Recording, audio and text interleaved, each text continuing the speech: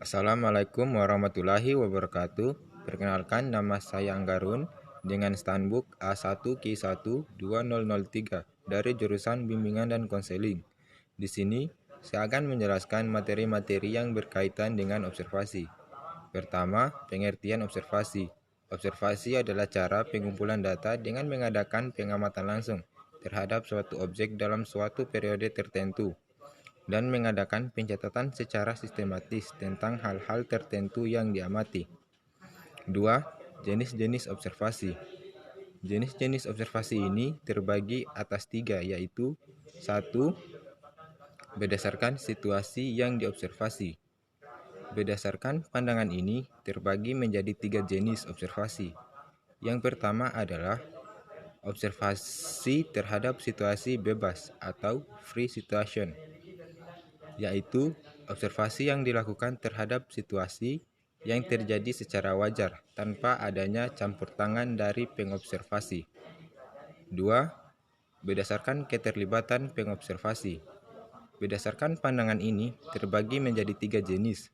Pertama adalah observasi partisipasi, yaitu apabila pengobservasi ikut terlibat dalam kegiatan subjek yang diobservasi.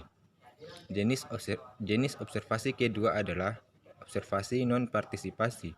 Dalam observasi ini, pengobservasi tidak ikut terlibat dalam kegiatan yang diobservasi.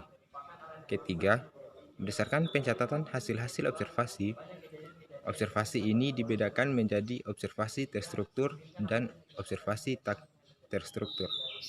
Observasi terstruktur yaitu apabila aspek-aspek tingkah laku yang akan diobservasi telah dimuat dalam suatu daftar yang telah disusun secara sistematis, yang dapat berupa daftar cek atau checklist, maupun skala bertingkat atau rating scale. Observasi tak terstruktur yaitu apabila dalam observasi tidak menyiapkan terlebih dahulu beberapa aspek-aspek yang akan diobservasi. Materi ketiga yaitu kelemahan dan kelebihan observasi. Yang pertama, kelebihan metode observasi. 1. Merupakan alat yang langsung untuk menyelidiki bermacam gejala. 2. Banyak kejadian-kejadian penting dapat diperoleh secara langsung. 3. Dimungkinkan adanya pencatatan yang serempak dengan terjadinya suatu gejala. Yang keempat, untuk observer teknik observasi lebih sedikit tuntunannya. B. Kelemahan metode observasi. Banyak kejadian-kejadian yang tidak dicapai dengan observasi secara langsung.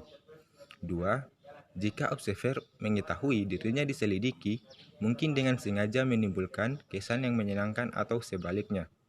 3. Tugas observasi dapat terganggu pada suatu waktu. 4. Terbatasi oleh lama waktu kejadian. Materi yang kelima yaitu cara mengatasi kelemahan metode observasi, yaitu dapat ditempuh dengan berbagai upaya.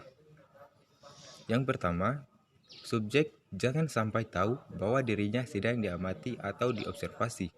Yang kedua, mencatat kejadian-kejadian pada waktu pengamatan. Materi yang keenam, pernyataan menjadi observer yang baik.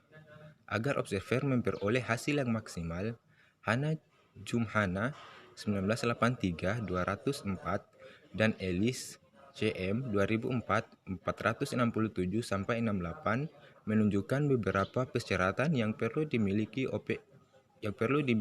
oleh observer. Disarikan sebagai berikut. Yang pertama, mengingat esensi observasi adalah melakukan pengamatan dengan melakukan pemanfaatan panca indera. Oleh sebab itu, observer seyogyanya memiliki alat indera yang baik. Dalam kegiatan konseling, lazimnya indera mata dan telinga lebih berperan dibandingkan dengan indera yang lain. 2. Observer perlu memiliki motivasi dan kesediaan untuk melakukan observasi. 3. Pengetahuan dan pengalaman melakukan observasi perlu dikembangkan melalui 1. Pengkajian teori. 2. pelatihan teknik-teknik observasi. Dan 3. Melatih diri menerapkan dalam suasana konseling dan dalam kehidupan sehari-hari.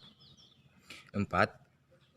Observasi sejogjanya mengambil sikap netral, bebas prasangka, dan tidak terlalu cepat mengambil kesimpulan. Itulah tadi materi yang saya bawakan. Jika ada salah kata mohon dimaafkan. Sekian dan terima kasih. Assalamualaikum warahmatullahi wabarakatuh.